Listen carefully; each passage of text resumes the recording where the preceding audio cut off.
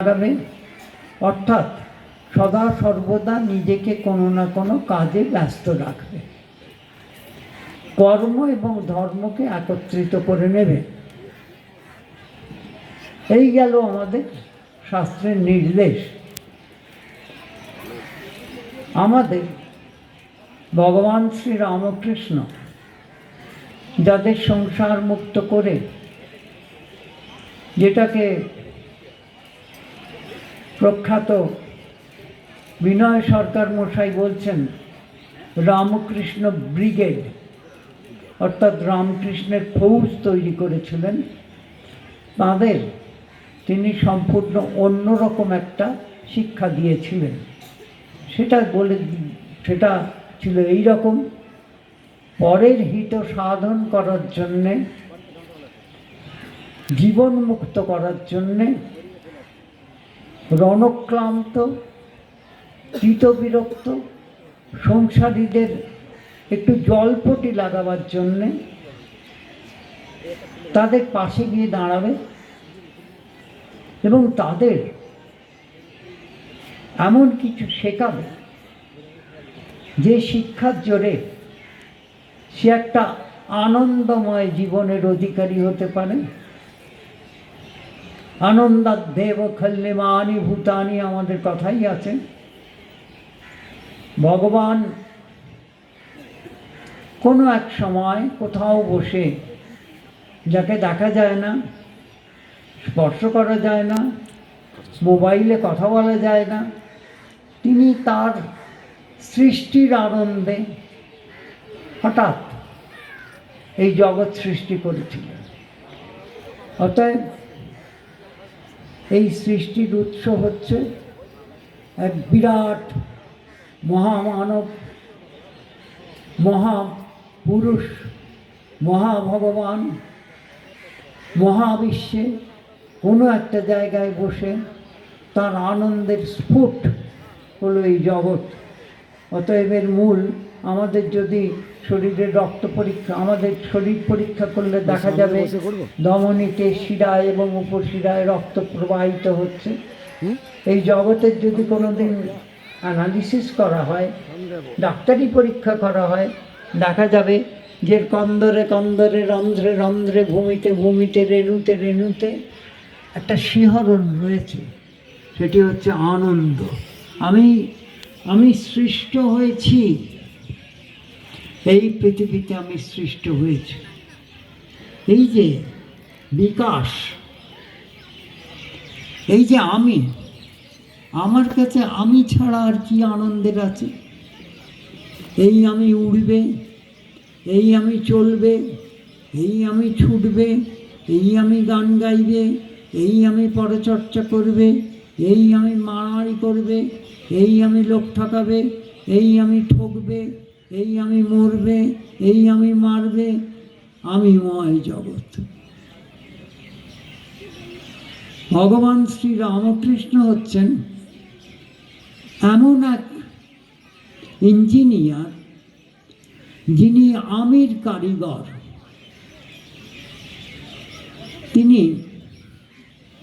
বারে বারে বলতেন, নিজের আমিটাকে কেউ কোনোদিন কন্ট্রোল করতে পারে না, কারণ এটি এমনই, সে যে পালিয়ে বেড়ায়, দৃষ্টি এড়ায়, যায় না তারে ধরা। আমার আমি আমাকেই নাচাচ্ছে। ঠাকুর বলছেন, একটু কষ্ট সৃষ্ট করে আমার কাছে চলে আয়। পাবো কোথায়? তিনি তো দক্ষিণেশ্বরে নেই। ঠাকুর বলছেন, সে কি? আমি যে সর্বত্র আছি। আমি একবার দেহ ধারণ করে দক্ষিণেশ্বর থেকে কলকাতার শ্যামপুকুর হয়ে, কাশীপুর উদ্যানবাটি হয়ে আবার আমি ফিরে এসেছি আমার জায়গায়। এইটি জানাবার জন্যে আমি ছিলাম, আমি সত্যি সত্যি ছিলাম, কোনো কল্পলোকের প্রাণী আমি নই। এবং এতটাই আমি বাস্তব যে আমি যখন কামারপুকুর থেকে দক্ষিণেশ্বরে এলাম, তখন আমি জানি না আমি কে। আমি গদাধর, এইটুকু জানি, আমি গদাধর চট্টোপাধ্যায় কামারপুকুরে জন্মেছি। আমি তেমন বিশেষ নিজেকে শিক্ষিত করে তুলতে পারিনি যাতে দাদার সঙ্গে কলকাতায় গিয়ে আমি কোনো সাহেব কোম্পানির মুৎসুদ্দি হব বা স্টিভেডার হব, জাহাজের মাল খালাস করব, বা সেখানকার যে সমস্ত বড়লোকরা যেসব ব্যবসা করে বিরাট ইমারত করেছেন, এইরকম আমি কিছু করতে পারবো বলে আমার কোনো ধারণা ছিল না।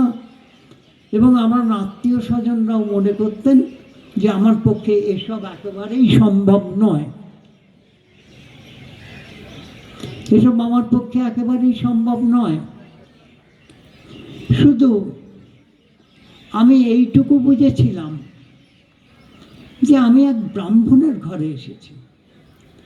ব্রাহ্মণ মানে শুধু গলায় পইতে আর একটু গায়ত্রী জপ করতেও পারি কৃপা করে, না হলে নাও করতে পারি।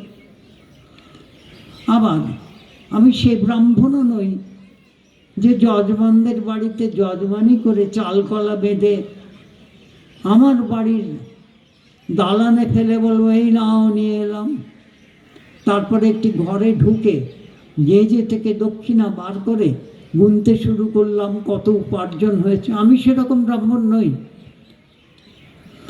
কিন্তু বড় দুশ্চিন্তা। আমার বাবা বড় সত্যবাদী, সত্যাশ্রয়ী ছিলেন এবং ভীষণ একরোখা।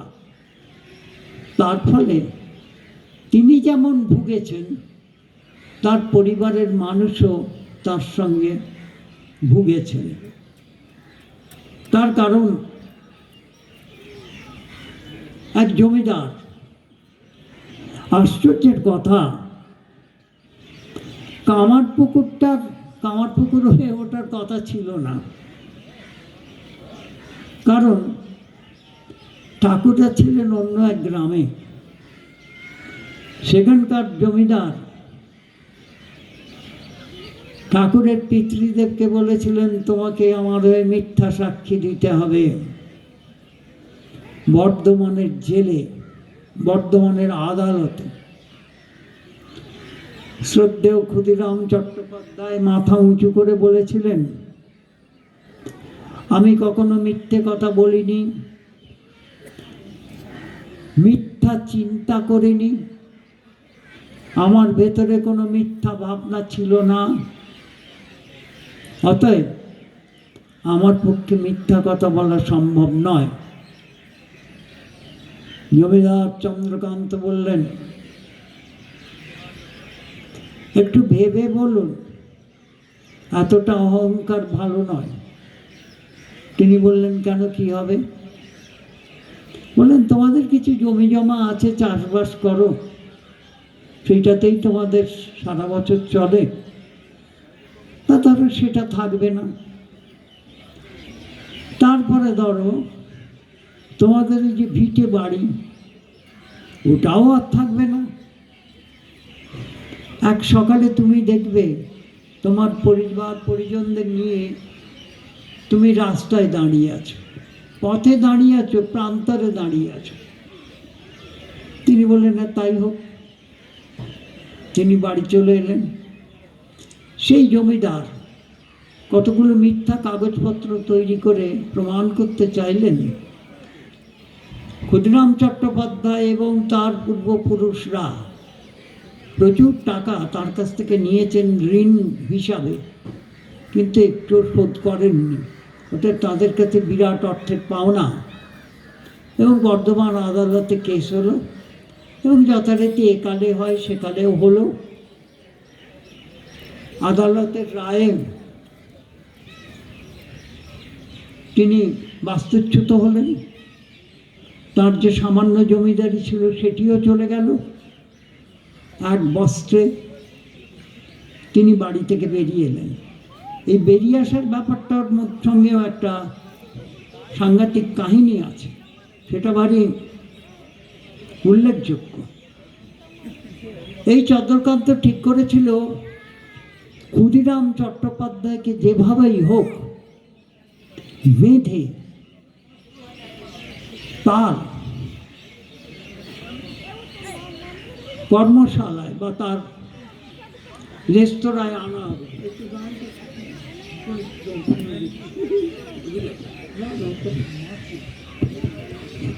হ্যালো, আমি সরি।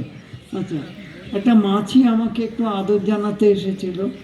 যাই হোক, কেউ তো করে না, এটুকু করেছে। এটার ভেতর নেই বলছেন উনি, তার মানে এ মাছি মুক্ত মাছি, জালে পড়েনি।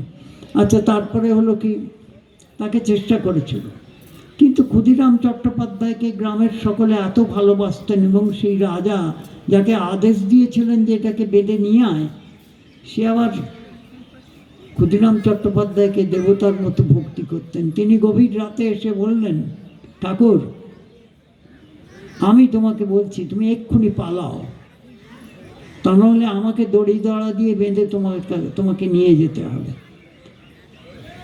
শেষ রাতে ক্ষুদিরাম চট্টোপাধ্যায় একটি গরুর গাড়ি চেপে তার পরিবার পরিজনকে নিয়ে চলে এলেন কামারপুকুরে। সেখানে তার বন্ধুর আশ্রয়, দুটি চালা আর সামান্য কিছু জমি, এই দিয়ে সংসার শুরু করেছিলেন।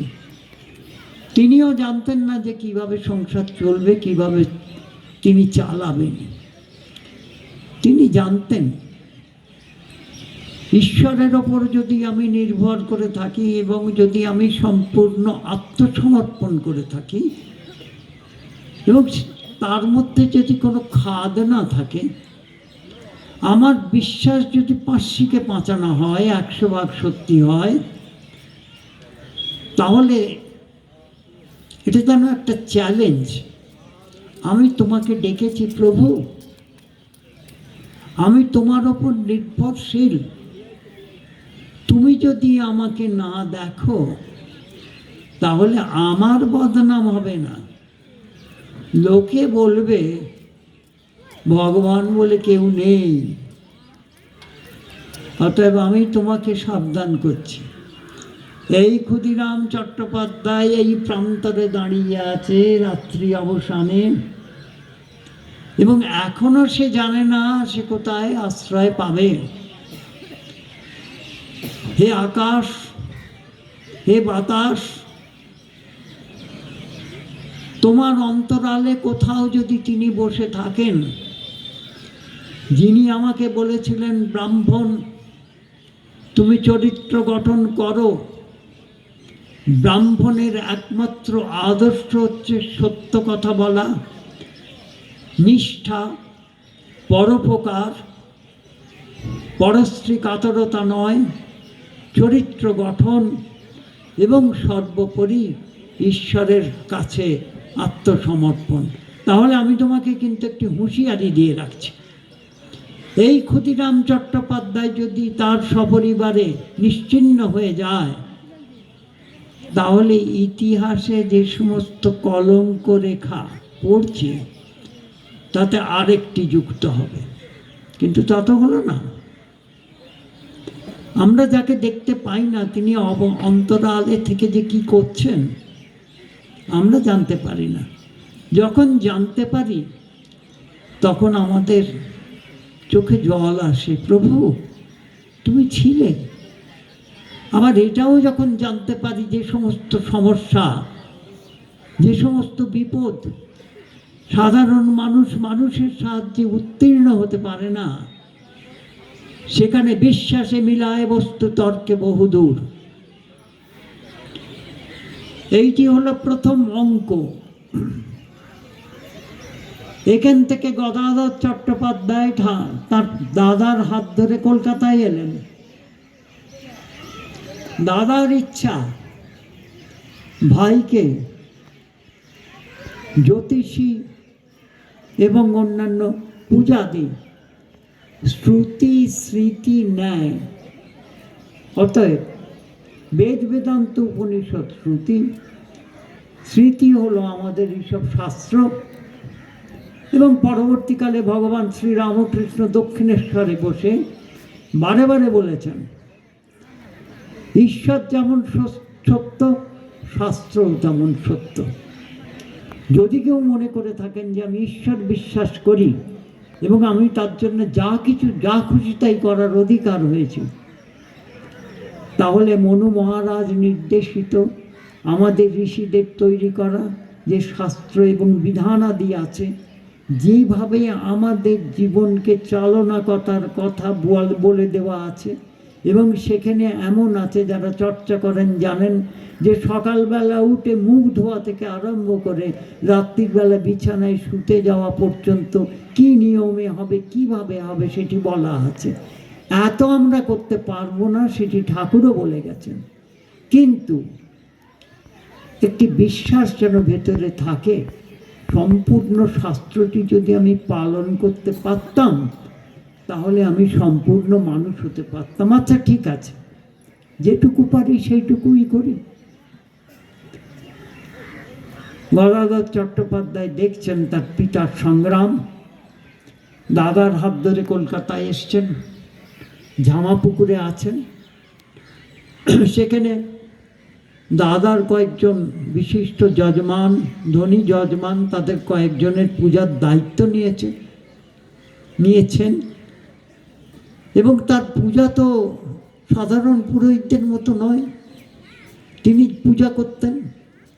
এবং সেখানে বাড়ির অন্দরমহলের যারা মহিলা, বধূ, গৃহবধূ এবং তাদের কন্যারা, তাদের আত্মীয়ারা, তারা কয়েকদিনের মধ্যেই ঠাকুরের আপনজন হয়ে যেতেন, এবং তাদের সঙ্গে ঠাকুর গল্প করছেন, ঠাকুর গান শোনাচ্ছেন, এবং অসাধারণ স্মৃতিশক্তির অধিকারী ছিলেন তিনি।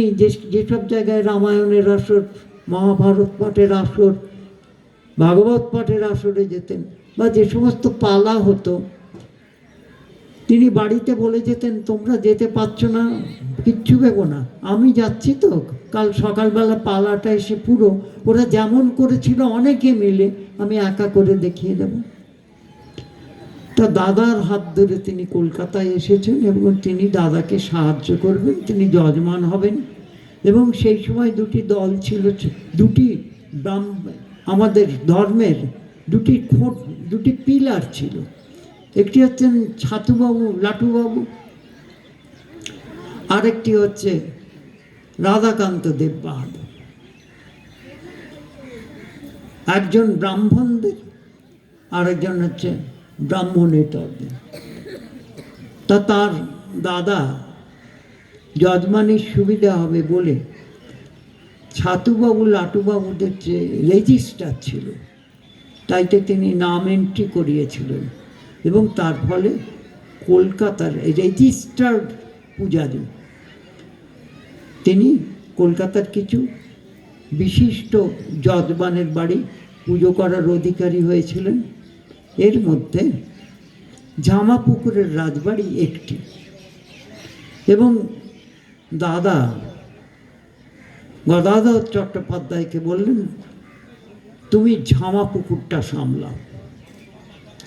এইখানে ঠাকুরের হাতে কড়ি হচ্ছে, তাকে তো দক্ষিণেশ্বরে গিয়ে একদিন মায়ের পূজারী হতে হবে, অতএব পূজা তো তাকে শিখতেই হবে। প্রথমত ভাঙার কাজটা তখন শুরু হয় যখন গড়াটা হয়ে যায়। আমি ভাঙবো বলে চেঁচামেচি করছি, কিন্তু যদি প্রশ্ন করা হয় আমি কি ভাঙবো, বাড়ি ভাঙবো না, টেবিল ভাঙবো না, এখানকার বোতলগুলো ভাঙবো, এই জায়গাটা যদি কিছুই না থাকে, আমি যদি লাফাতে থাকি আমি ভাঙবো, আপনারা বলবেন এ থেকে পাগলটা এলো। যেখানে কিছুই নেই ভাঙার, সেখানে কি করে ভাঙবো?